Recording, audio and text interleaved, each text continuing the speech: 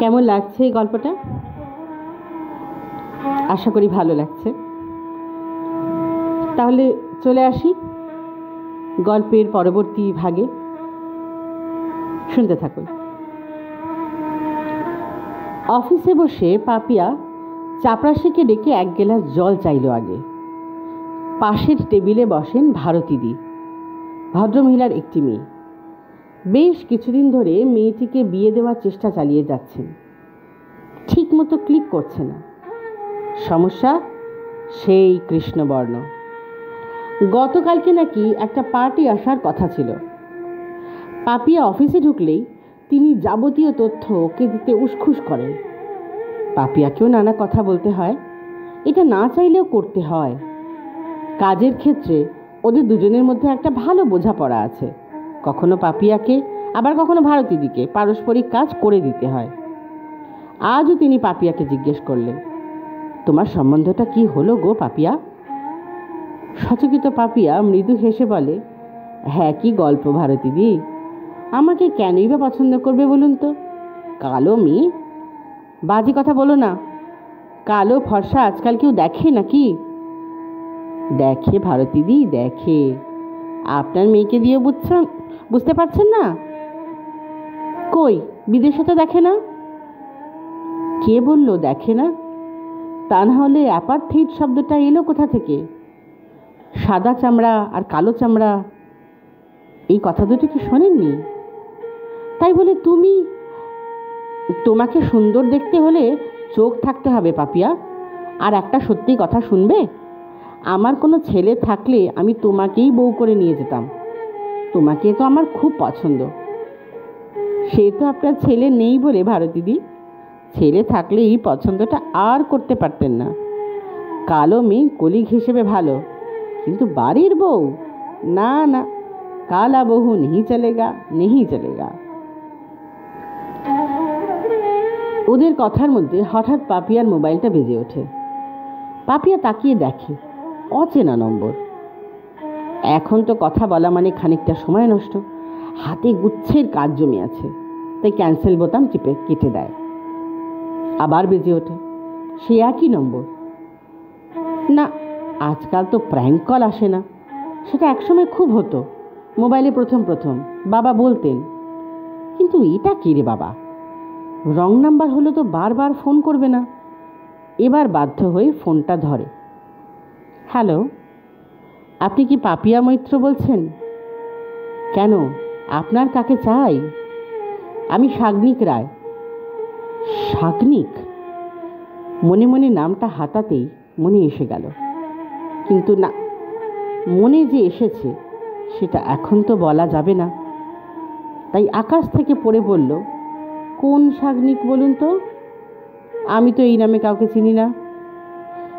আপনাদের বাড়িতে, মানে আপনাকে দেখতে মনে পড়েছে। পুরো অ্যাক্টিং করে গেল পাপিয়া। আমাকে দেখতে হতে পারে, সেটা তো নতুন কোনো ব্যাপার নয়, কিন্তু কি ব্যাপার বলুন তো? আমার জন্য কি একটু সময় দেওয়া যাবে? অনুনয় বা সৌজন্য করে ওপারের কণ্ঠ। এবার বেশ ভাবনায় পড়ে গেল পাপিয়া। মামলাটাও ঠিকঠাক বোঝে না। তাহলে কি ওদের সম্বন্ধে ও যা ভেবে ফেলেছে সেটা বিভ্রান্তি? হঠাৎ ছেলেটা ওকে ইনভাইট করছে কেন? এখন কি বলা যাবে ঠিক বুঝে ওঠে না পাপিয়া। ওদিকে সাগ্নিক তাগাতা পারে। Hello, do you listen to me ma'am? মনে মনে ঠিক করে নেয় পাপিয়া যে খেলাটা দেখতে হচ্ছে। তাই ঝটিতি বলে, হ্যাঁ হ্যাঁ, আমি শুনছি।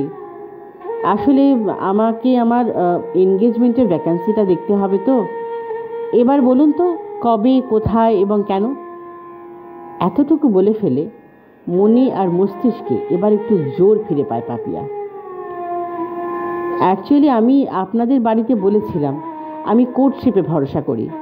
আপনার বাবা বা মা কেউ কোনো আপত্তি করেননি, তাই আজ আপনার সাথে একটা ভালো নাটক দেখতে চাই, এক্কা দোক্কা।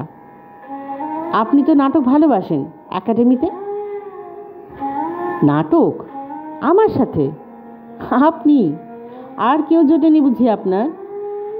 না না, তা কেন, আসলে আমি তো আরও অনেক কিছুই ভালোবাসি, সেটাই ভাবছিলাম। আসলে আমি চাই আমরা 2টো থেকে 3টেতে মিট করব, অবশ্য যদি আপনার আপত্তি না থাকে।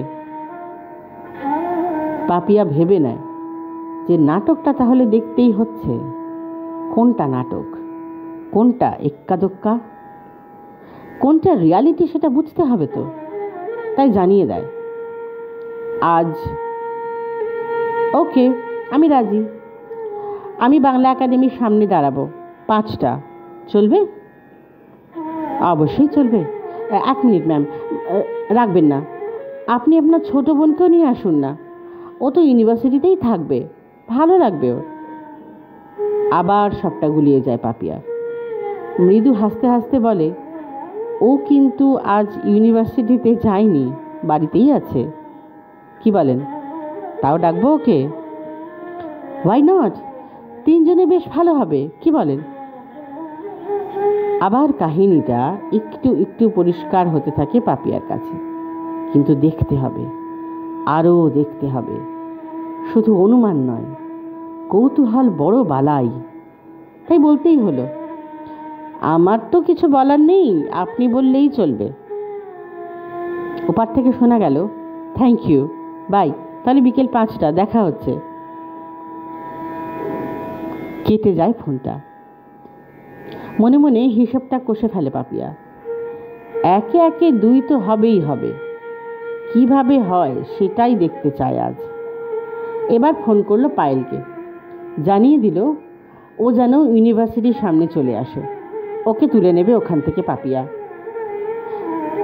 কিন্তু একদিকে হবুশ্রীর সাথে ডেটিং করতে এসে তার বোনকে ডেকে নেওয়াটা বেশ সন্দেহ উদ্রেক করে।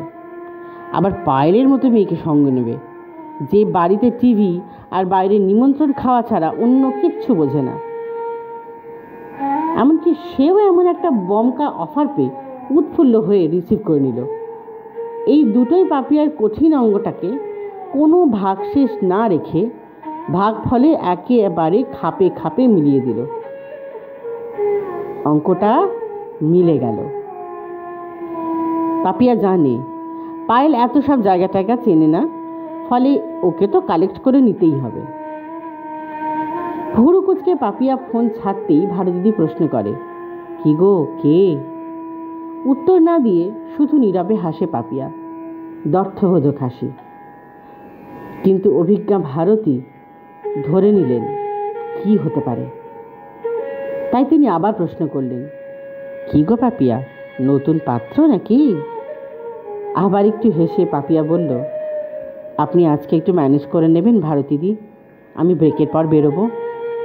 অফকোর্স, অল দ্য বেস্ট বলে ভারতীদি তার ডান হাতের বুড়ো আঙুলটা তোলেন। নাটকটা ছিল এক্কা দোক্কা। শো শেষ হতে হতে বেজে গেছে রাত 9টা। এই চত্বরে নাটক দেখতে প্রায়ই আসে পাপিয়া, কিন্তু আজ মঞ্চে নাটকের থেকে বাঁ পাশের অন্য নাটকটা বেশি দেখতে চেয়েছে। গোটা ব্যাপারটা ভাঁজে ভাঁজে ফেলে সযত্নে পাট পাট করে গুছিয়ে ঘুরিয়ে ফিরিয়ে দেখে তবে রাখতে চাইছিল পাপিয়া। বিগত কদিন ধরে পায়েলের মোবাইল কল লিস্টটা চেক করে নিতে ওর কোনো অসুবিধে হয়নি। পায়েল এত চৌখস নয় যে ব্যাপারটা চেপে চুপে রাখবে। সবটা বেশ স্পষ্ট হয়ে আসে পাপিয়ার কাছে। আসলে উট পাখি যখন তার সংগৃহীত খাবার পরে খাবে বলে গোপনে রাখে, তখন সে চোখ বুজে নেয়, ভাবে আমি যখন দেখছি না তখন আমাকেও কেউ দেখছে না। বোনকে চেনে বলেই তো পাপিয়া নিজেই আন্দাজ করে পায়েলের মিথ্যে করে বলা বান্ধবীর জন্মদিনে কবিতার বই কিনে দিয়েছিল। পায়েল আর সাগ্নিকের নাটকটা যে কদিন ধরেই চলছে সেটা জানতে বাকি রাখেনি পাপিয়া। তবে ও এটা মানে যে ইংরাজিতে সেই প্রবাদটা সত্য, everything is fair in love and war. Payel ছেলেটার প্রেমে পড়েছে অথবা ছেলেটা পায়েলের। আসলে পায়েল অত প্রেম বোঝে না, ওর ওইসব অতীন্দ্রিয় ইন্দ্রিয়গুলো ঠিকঠাক কাজ করে না। একেবারে সহজাত প্রবৃত্তি যতটুকু ওকে পরিচালিত করে তার বেশি ও বোঝে না। সেসব বুঝতে গেলে তো পড়াশুনো চাই। পায়েল তো সাহিত্য বলতে টেলিভিশনে দেখানো শর্ট ফিল্ম বা মেগা সিরিয়াল বোঝে। এসব মেনে নিয়েছে পাপিয়া। তাই হোক, যার প্রেমে পড়ার অধিকার আছে বা ক্ষমতা, সেই তো প্রেম করবে। কালোর আবার প্রেম কি? কেই বা কালোকে ভালোবাসার পাপ করে? এমনকি বাবা মাও কালো সম্পর্কে কথা প্রসঙ্গে বলেন, কেলো কুষ্টি। পাপিয়াকে নয়, যে কোনো কালোকেই এভাবে নিন্দে করেন। তাই হোক, পায়েলের বিয়েটা হোক, বাবা মার একটা চিন্তা তো ঘাট থেকে নামুক। আজও এই আধুনিক যুগে সংবাদপত্রে নানা খবর পড়েও এই পোড়া বাংলার বাবা মা মনে করে তাদের কন্যা নামক ভারী বস্তুটির বিয়ে না দেওয়াটাই একটা দুশ্চিন্তার কারণ। তারা প্রায় কেউই ভাবেন না তথাকথিত বিয়েটাই আজকের বাজারে একটা অতিরিক্ত দুশ্চিন্তার উদ্রেক ঘটায়। তাই পায়েলের সেই তথাকথিত বিয়েটা হোক।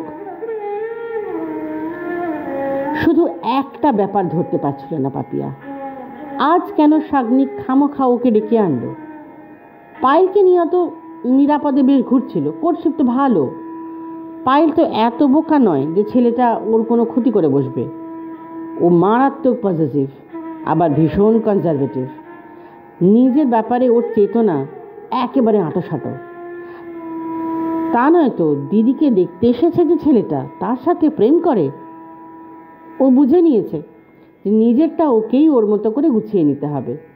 দিদিকে যখন পাত্রের মনে ধরছে না, তখন তার সাথে যে প্রেমের অভব্যতা, অসৌজন্য বা অনৈতিক, তা ওর মনেও হয় না। ও চলে ওর প্রবৃত্তিতে। তাই সাধা লক্ষ্মী যে পায়ে ঠেলার নিতান্ত বোকামি, তাও হিসেব করে নিয়েছে। আর একটা ব্যাপারে পাপিয়া ধরতে পারেনি, বাবা মা কেন এবারে পায়েলকে আড়ালে না রেখে একেবারে ওদের সাথে পরিচয় করিয়ে দিলেন। সংসারে কত কথা জানার বাইরে। এসব ভাবতে ভাবতে নাটকটা আর ভালো করে দেখা হয়নি। শোয়ের পরে ওরা একটা রেস্তোরাঁয় ঢুকেছিল।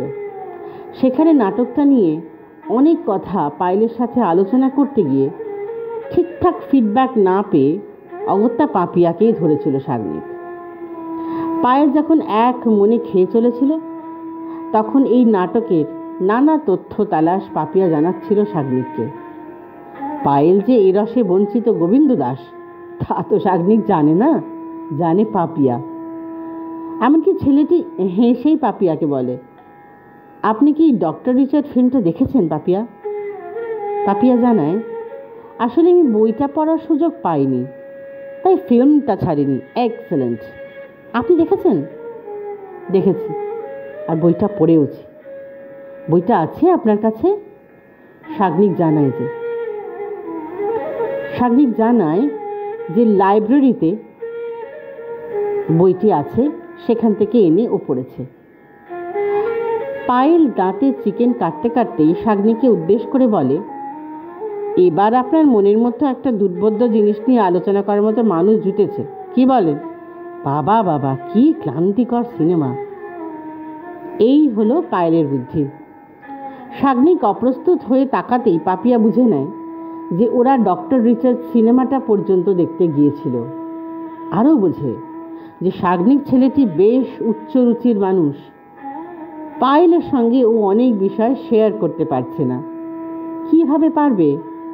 পায়েল তো একেবারে সাদামাটা। এসব তো ওর বোধের বাইরে। ওর এন্টারটেইনার ফ্রিকোয়েন্সিতে এসব তো ধরা পড়বে না। সাগ্নিক দুদিনেই ক্লান্ত হয়ে যাবে। কিন্তু ছোট বোনকে বড় বোন যেভাবে মন্দ কথা বলার জন্য বকাঝকা করে, তেমনটাই করলো পাপিয়া। ছি, ও কথা কি পিপি!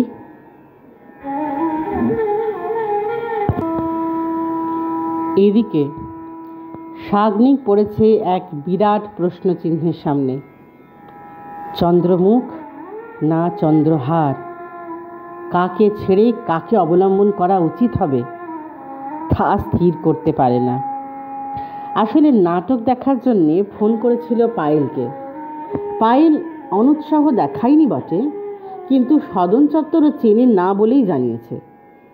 সে না হয় পায়েলকে বাসের নম্বর দিয়ে আনানো যেত, কিন্তু মেয়েটা বাড়ি ফিরত কেমন করে? তখন তো রাত হয়ে যেত। শিয়ালদা থেকে ট্রেনে ওকে একা ছাড়াটা তো ইরেসপন্সিবিলিটি। আজকের দিনে একটা মেয়েকে একা একটা ট্যাক্সি দিয়েও ফেরানো যেত না, সে ট্যাক্সির ভাড়াও আকাশ ছোঁয়া হতো। অর্থাৎ ঢাকির দায় মনসা বিকিয়ে যেত। আর নিজে গিয়ে ওকে বাড়ি ফেরানো মানে তো নিজের ফেরা অসম্ভব। দু প্রান্তে থাকে দুজন। ক্যান্সেল করেই দিচ্ছিল সাগ্নিক। পথ দেখালো পায়েল নিজে। বেশ বুদ্ধিমতী মেয়ে। ঝট করে ওর মাথায় খেলেও গেছে পরিকল্পনা। বলল, দিদিকে সঙ্গে নিই না। কি বলছেন দিদি? না না, তা কি হয় নাকি? আহ, দিদির নাম শুনলে আপনি ঘাবড়ে কেন যান বলুন তো? আমার প্ল্যানটা তো শুনুন। পরিকল্পনাটা শুনে একটা মনুষ্যত্ব বোধ, একটা নৈতিকতা নিয়ে প্রশ্ন ওকে কুড়ে কুড়ে খাচ্ছিল। একটা নাম না জানার নেতিবাচক মনোভাব উঠে আসছিল সাগ্নিকের মনে। তাই ও বলে দিল, না না, এটা একেবারে বিশ্রী ব্যাপার হয়ে যাবে। না, আমাদের নাটকটা দেখতে যেতে হবে না। আপনি ঠিক পুরুষ মানুষ নন মোটেই। একজন মহিলাকে এতটা কেউ ভয় পায় নাকি? আজই দেখলাম বাবা, একজন অনিন্দ্য সুন্দরী তার সমস্ত জীবন, যৌবন, ধন, মান এসব নিয়ে দাঁড়িয়ে এভাবে আঁতে ঘা মেরে কথা বলবে, আর একজন পুরুষ মানুষ তা সহ্য করবে কেমন করে? প্রেমী বা যুদ্ধে মানুষ চিরকালই তার যা কিছু নিজস্বতা তা বিসর্জন দিয়ে এসেছে। সাগ্নিক এমন কোন ক্ষেতের মূল যে সে তাকে পরিহার করবে? পায়েলকে কমপ্লিমেন্ট জানিয়ে দিল, আপনি ভোটে দাঁড়ান, সাইন করবেন। আপনার দুষ্টু বুদ্ধি খুব চলে তো। কিন্তু দুষ্টু আর দুষ্ট এই দুটো শব্দে যে আবিধানিক কোনো পার্থক্য না থাকলেও ব্যবহারিক তারতম্য আছে, তা বোধ হয় বোঝার মতো বয়স বা পরিণত বুদ্ধি সাগ্নিকেরও হয়নি। পায়েল কিন্তু জানালো, কচু। অবশ্যই এতে আপনার একটা এক্সট্রা লাভ হবে। দিদি আবার এইসব জটিল কুটিল নাটক ফাটক বেশ বোঝে। আপনি একজন শেয়ারার পাবেন। নাটকের সাথে ফাটক শব্দটা সহ্য করতে পারে না সাগ্নিক, ভীষণ রাস্টিক লাগে। আর সেটাই পায়েল করে বসল। এর আগেও এমনটা কয়েকবার করেছে পায়েল। মেয়েটা শুধু যেন রূপেই ওকে ভুলিয়ে রেখেছে। আর কোনো সারবত্তা বোধহয় নেই মেয়েটার। কিন্তু রূপ, তাকে তাচ্ছিল্য করতে যে স্বয়ং মুনি ঋষিরাই পারলেন না, আর সাগ্নিক তো কোন ছাড়। তাই এসব লঘু বিমক্কা আর আলটপকা পায়েলীয় শব্দভাণ্ডার আপ্রাণ ভুলতে চেয়ে সাগ্নিক মন দিল বাবার কথায়। বাবা সব সময় বলেন, রণে বনে জলে বা জঙ্গলে অন্য কাউকে স্মরণ করতে হবে না, শুধু এক গ্লাস জল খাও, চুপ করে এক জায়গায় বসো, বড় করে নিঃশ্বাস নাও, চোখ বোঝো। এবারে এক মনে তোমার দ্বিধা বা দ্বন্দ্বটা নিয়ে ভাবো। এবার মন যা বলবে তাই করো, সেটাই ঠিক। বাড়ি ফিরে সাগ্নিক তাই করল। কিন্তু এ কি, ও কি দেখছে? এ যে অবিশ্বাস্য, অভাবনীয়। মনে মনে বাবাকে উদ্দেশ্য করে বলে ফেলল, বাবা, তুমি আমাকে কি দেখালে? আমি এবার কি করব? কাকে কি বলবো? একটা পথ দেখাও বাবা, আমাকে একটা সিদ্ধান্ত দাও। আলোকবর্তিকা নিয়ে সামনে এসো বাবা। আমার যে মা নেই, আমি যে বড় একলা। বলে দাও আমি কি করব?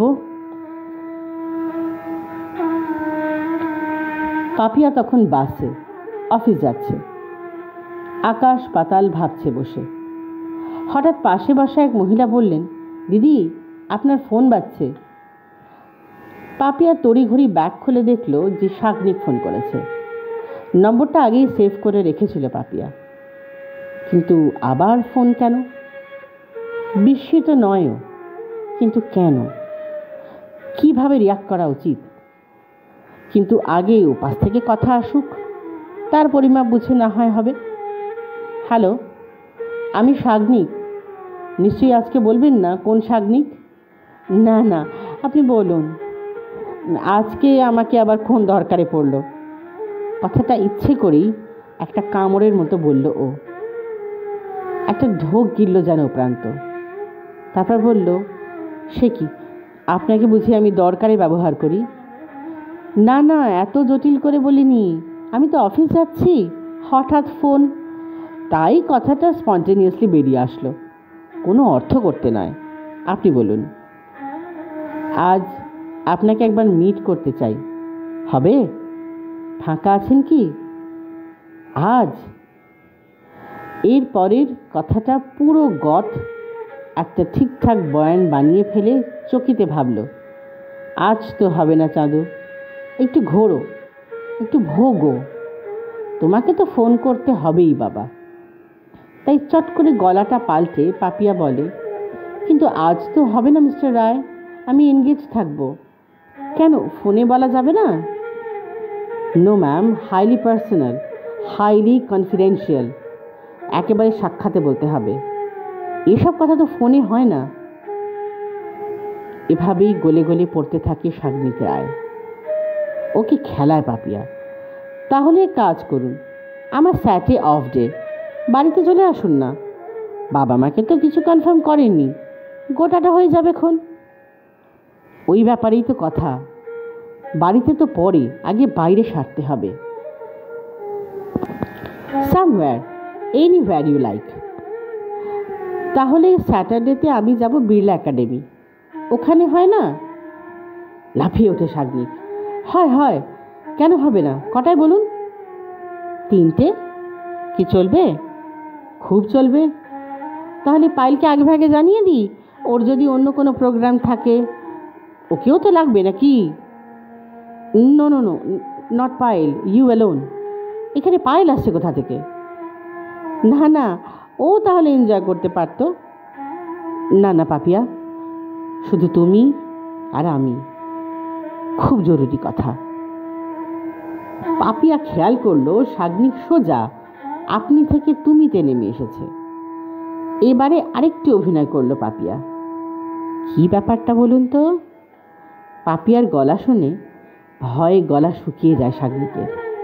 তাড়াতাড়ি বলে ওঠে, না না, ছি ছি, আমাকে কি? হাসির ঝর্ণা ঝরিয়ে দেয় পাপিয়া। এমনটা করে কোনো দিন হাসে না ও।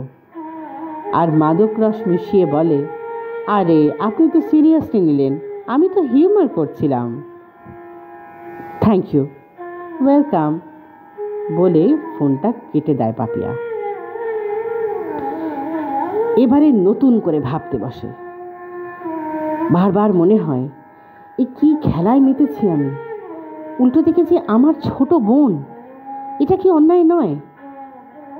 পরক্ষণেই মন বলে, না, কিসের অন্যায়? এটা একটা যুদ্ধ, ছোট বোনের সাথে নয়, সাদা আর কালোর মধ্যে যুদ্ধ, ফর্সা আর কালোর লড়াই। ভারতীদের কালো মেয়েটার গতি হচ্ছে না, কেন হবে না? সবই পাবে ওই একটা শ্রেণী, সাদা চামড়া। ওরাই কি তাহলে একা রাজ করবে, আর কালোরা কি আঙুল চুষবে? তা না হলে ছোট বোন কি করে তার দিদির জন্য আসা পাত্রের সাথে প্রেম করে বেড়াচ্ছে, আর তাকে প্রশ্রয় দিচ্ছে স্বয়ং বাবা মা?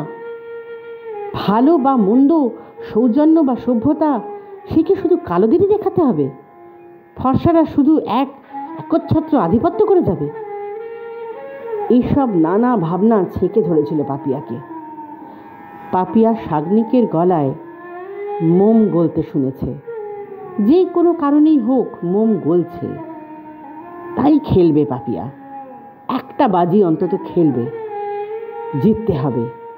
এ লড়াই মর্যাদার লড়াই, বর্ণবিদ্বেষের লড়াই, প্রেমের লড়াই। প্রেম ধর্মে ভ্রাতৃধর্ম বন্ধুধর্ম নাই, শুধু জয় ধর্ম আছে। কন্ডাক্টরের চিৎকারে সম্বিত ফেরে পাপিয়ার। ডালহাউসে এসে গেছে। অফিসে গিয়ে জলদি কিছু কাজ সারতে হবে। 1:30টা নাগাদ ভারতী দিকে পা ছুঁয়ে এই প্রথম প্রণাম করে ও। চমকে ওঠেন ভারতী গুহ। পাপিয়া তাকে প্রণাম করে বলে, আশীর্বাদ করো ভারতীদি, আমি যেন এই যুদ্ধে জিততে পারি। যুদ্ধ? কোন যুদ্ধ রে? তোকে দেখতে কেমন যেন লাগছে। তুই কি করতে যাচ্ছিস বলতো? এই প্রথম একজন কলিগকে প্রণাম, আর তাকে তুমি, আর ভারতীদি ওকে তুই সম্বোধন করেন। পাপিয়া দাঁড়িয়ে বলে, তোমার হয়ে যুদ্ধ, আমার হয়ে যুদ্ধ, তোমার মেয়ে মোনালির হয়ে যুদ্ধ, গোটা কালোদের হয়ে যুদ্ধে যাচ্ছি ভারতীদি। তুমি আজকে আর শনিবারটা একটু আমার চেয়ারটা দেখো, বসকে একটু ম্যানেজ করো। চাকরি চলে গেলেও এই যুদ্ধে আমাকে যেতেও হবে, জিততেও হবে। ভারতীদি ওর মুখটা ধরে কপালে একটা গভীর চুম্বন করেন। তাকে বিরাট দায়িত্বের ভার দিয়ে বেরিয়ে পড়ে পাপিয়া। সোজা একটা পার্লারে ওঠে। আজকে শুক্রবার আর শনিবার, মোট 3টে সিটিং, তাতেই একটা মেকওভার হয়ে যাবে। ব্যাস, গেম ওভার। শনিবার বিকেল 4:20 শাগনিক এসেছে বিড়লা একাডেমির সামনে। ট্যাক্সি ছেড়ে দিয়ে হাতের জ্বলন্ত সিগারেটটা ফেলে আর পায়ে দোলে দিয়ে চোখ তুলে তাকাতেই উল্টো দিকে দেখল পাপিয়া দাঁড়িয়ে। কিন্তু এ কি? এতদিন কি তাহলে শাগনিক চোখ বন্ধ করেছিল? এ কে? এ কি সেই পাপিয়া? একাডেমির সামনে একটা অদ্ভুত প্রোফাইলে দাঁড়িয়ে মোবাইলে কার সাথে যেন কথা বলছে। ভাস্করের হাতে গড়ে দেওয়া একটি নারী মূর্তি। শহরের কৃপণ রোদ ওকে বঞ্চিত করেনি। পরন্ত সূর্য ওর গালে এসে পড়েছে। শাগনিক কান থেকে ইয়ারফোনটা খোলে, কিন্তু ভুলে যায় মোবাইলের গানটা বন্ধ করতে। হেডফোনটা চিঁচি করে বাজছিল। ওদের মধ্যে দৃষ্টি বিনিময় হয়েও যায়। হাই, হাত তুলে বলে শাগনিক। ছোট্ট কণ্ঠে পাপিয়া বলে, হাই। একটা সর্বনাশা দৃষ্টিতে তাকায় শাগনিকের দিকে। তখনও হেডফোনটার মোবাইলটাতে বেজে চলেছে, যে ছিল আমার স্বপ্নচারিণী। ইউ লুক ভেরি গর্জিয়াস, গলে পড়ে Sagnik. It's my pleasure, thank you, ম্যাজিকের সম্মোহন করে পাপিয়া। হঠাৎ স্থান, কাল, পরিস্থিতি ভুলে গিয়ে শাগনিক বলে বসে, Papiya, will you marry me? Mohini হাসে পাপিয়া। ওর কোন ভেতর থেকে যেন লোল জিহবা বেরিয়ে আসে। কানে বলির উদ্দেশ্যে ঢাকের উত্তেজক গুড়গুড় আসে। ছাগ বৎসকে তুলতে হবে চুপকাষ্ঠে, বলি হবে তার, রক্তাক্ত হবে মেদিনী। পরিকল্পিত হাসি দিয়ে বলে পাপিয়া, আগে মোবাইলটা বন্ধ করুন, মনের সব কথাই যে চিঁচি করে বলে দিচ্ছে। আয়কর বিভাগের দুধে অফিসার শাগনিক রায় নিতান্ত বোকার মতো হেসে তার মোবাইলটা বন্ধ করে। আজকে যেন ও পাপিয়ার হাতে নিচে চলা পাপেটের মতোই বলে, আমার কথা রিপ্লাই করলে না তো? কেন, আমার বোনকে পছন্দ হয়নি বুঝি আপনার? না, মানে আমার বাবার হয়েছিল, মানে আমারই জন্য। কিন্তু আপনি, তা আপনার পছন্দ হলো না কেন? ওর মতো সুন্দরীতে অরুচি কেন? অমন দুধে আলতা রং। ঘামতে ঘামতে উত্তর দেয় শাগনিক, পায়েল সুন্দর, সুন্দর কিন্তু অন্তঃশ্বাস শূন্য। ওর কোনো ফেজ নেই, ভার্সিটালিটি নেই। আপনি হয়তো রাগ করবেন, শত হলেও আপনার বোন তো। কিন্তু ও সিরিয়াল আর সিনেমা ছাড়া কিচ্ছু বোঝে না, একেবারে ডাল প্রোফাইলের মেয়ে। সেটাই তো নিরাপদ, তাকে বশে রাখা যায়। আমি বিবাহে নিরাপত্তা চাই না, বশ করতে চাই না। নিরাপত্তা চাইলে তো একটা বিয়েই করতাম না। আমি ভালোবেসে মরতে চাই, একটা বন্ধু চাই, একজন লাইফ পার্টনার। আমি ভালোবাসা চাই, আমার সবটুকু দিয়ে ভালোবাসতে চাই। পাইলটের মানেই বোঝে না, ও, আইসি। আপনি জানেন তো, একাধিক গ্রুম পার্টি এসে আমাকে বাদ দিয়ে কিন্তু ওকেই পছন্দ করেছে। জানি, হয়তো আমরাও তাদের মধ্যে পড়ি। আসলে আমরা বাইরেটাই দেখেছি, কিন্তু আমি বুঝতে পেরেছি আমার টেস্টের সাথে পায়েল ম্যাচ করতে পারবে না। আমাদের ফ্রিকোয়েন্সি লেভেলটাই আলাদা, স্বীকার করে সাগনিক। পাপিয়া আবার হাসে। ও স্পষ্ট দেখতে পায় রোদে বা নার্ভাসনেসে সাগনিকের সারা মুখটা লাল হয়ে গেছে। তাই বলে, আসুন, ওসব কথা পরে হবে, আগে তো রোদ থেকে ভেতরে যাই। আমি আমাদের টিকিট কেটে রেখেছি। অসহায়ের মতো সাগনিক ভেতরে ঢুকে দেখে দেওয়ালে নানা মাপের নানা পেন্টিং সাজানো, কয়েকটা টেবিলে নানা জিনিসে গড়া নানা মডেল, আর একপাশে একটা কম্পিউটার রাখা। আর্ট গ্যালারিতে কম্পিউটার দেখে ও একটু অবাক হয়। ফিসফিস করে বলে, আপনি কি আর্টিস্ট? আমি কিন্তু এইসব আর্টের মাথা মুন্ডু কিচ্ছু বুঝি না। মনে প্রাণে সবাই তো আর্টিস্ট সাগনিক বাবু। কেউ গড়েন, কেউ তা দেখে তার রসগ্রহণ করেন। আর আমি যদি বুঝি, তবে আপনি বুঝবেন না কেন? সাগনিকের হাত ধরে পাপিয়া একটা ভাস্কর্যের সামনে নিয়ে যায়। তাতে লেখা বার্থ অফ ব্লাইন্ডনেস। সেখানে চোখ বাঁধা কিছু নগ্ন রক্তাক্ত মানুষ হাঁটু গেড়ে মেঝেতে প্রণাম করছে। পাপিয়া বলে, কিছু বুঝলেন দেখে? হ্যাঁ, মানুষগুলো প্রণাম করছে, প্রার্থনা করছে বোধ হয়, কিন্তু মানে কি? ভাবুন, ভাবলেই বুঝতে পারবেন। কাচুমাচু মুখ করে সাগনিক বলে, আমার দ্বারা হবে না পাপিয়া। পাপিয়া বুঝিয়ে দেয়, আসলে এটা ধর্মের কাছে মানুষের আত্মসমর্পণ, মানে অন্ধত্ব। আর এর থেকেই সন্ত্রাস, তাই ওরা রক্তাক্ত, বুঝলেন? আকাশ থেকে পড়ে সাগনিক। আই সি, বাহ, দারুণ তো। আপনি বুঝি এখানে নিয়মিত আসেন? আসি, তবে নিয়মিত নয়। এদিকে দেখুন, বলে পাপিয়া সাগনিকের হাত ধরে আবার একদিকে নিয়ে যায়। একটা কম্পিউটারের সামনে নিয়ে গিয়ে বলে, এই মাউসটা ওই আনমুভড মানুষগুলোর গায়ে নাড়ুন, দেখুন কি হয়। সাগনিক যন্ত্রের মতো তাই করে। সাথে সাথে মানুষগুলো নড়তে থাকে আর নানা অঙ্গভঙ্গি করতে থাকে। এবারও সাগনিক বোকার মতো পাপিয়ার দিকে তাকিয়ে নীরবে এর অর্থ জানতে চায়। পাপিয়া যেন কোনো অবোধ শিশুকে পড়া বোঝাচ্ছে, এমন করে বলে, বুঝতে পারেননি তো? এটা আসলে মানুষের যন্ত্র নির্ভরতা। আসুন, এদিকে আসুন। পাপিয়া, আমার না মাথা ঘুরছে, আমি এসব একেবারেই বুঝতে পারি না। দেয়ালে টাঙানো একটা পেইন্টিং তখন দেখছিল পাপিয়া, নাম অ্যাফেকশন। সেখানে একটা বাচ্চা মেয়ের চোখের জল মুছিয়ে দিচ্ছে একটি অপেক্ষাকৃত বড় মেয়ে। এবারে ক্রূর দৃষ্টিতে পাপিয়া তাকালো সাগনিকের দিকে। তারপর সাগনিককে এক মুঠো অন্ধকারে ঠেলে ছুঁড়ে ফেলে দিয়ে নিজের চোখের সানগ্লাসটা মাথা থেকে নামিয়ে নিজের চোখে ঠেলে দিয়ে একাডেমি থেকে বেরিয়ে যেতে উদ্যত হয়। পিছনে ডাকে সাগনিক, পাপিয়া, আমায় ফেলে চলে